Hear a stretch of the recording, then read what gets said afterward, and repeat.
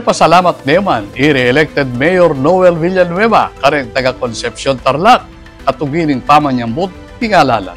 Aning istorya. Pasalamat siya, i-re-elected Mayor Noel Lopez Villanueva ng Concepcion Tarlac, kareng kayang kabalen, kay bat matagumpeng ikwa, ing kadwang termino, king milaba sa eleksyon. Tuklok king 55,203 aboto ing ikwa ng Villanueva kumpara king 43,257 votes ning kayang kasabalan king pwesto ay dating Mayor Andy Lacson. King interview ng Jenna Lumbang Parungaw ning Balitang Balita, pasyag ding alkalde ing kayang pasalamat. Kareng tao Concepcion nung nukarin makasadyaya kanong makirandam king suwestyon dareng memalen bang apasanting panglakwas ing pamang gobyerno.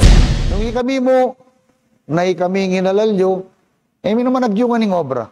Sopan nyo kami. Yung makanaanong paralan, paga na kayo kaya kami, minsan nung ating yung pamagkulang.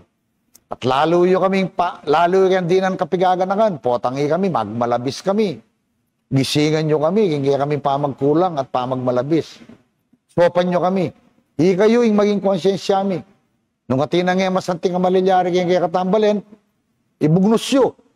Marakal paralan. At yun yung Facebook ken, ating social media. Kami naman, makasadya kayong makirandam, karing kaya kayong sentimiento, karing kaya kayong komento, karing kaya kayong sabianta ng puna. At kami naman po, at yun kami kini, pauli na ng tiwalang binyeyo. At mi po siran, itang tiwalang pigkalubyog kami, kaya ning daratang at lumbanwa, asahan niya po, yung maya pag-gobyerno para kayong balentamo. Manuwalaya naman ni Mayor Villanueva na dapat milele pa mo ing partisan politics karasking pamang gobyerno. Lalo na rin yung atlong sangguniang bayan members na may manyambot, misaw pang tamo. Let us set aside politics, partisan politics, and work for the betterment of this town.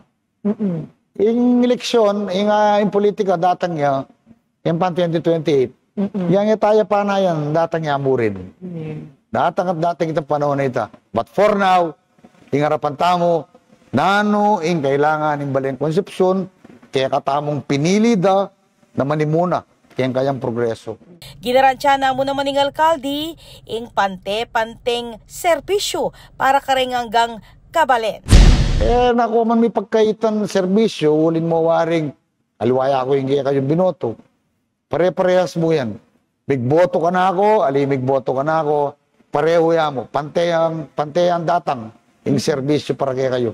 Ala ko ang ganang ganito. Ako po, Patricia Mamangon para King News Force, Pampanga. Balitang tutuking balen, susuyo.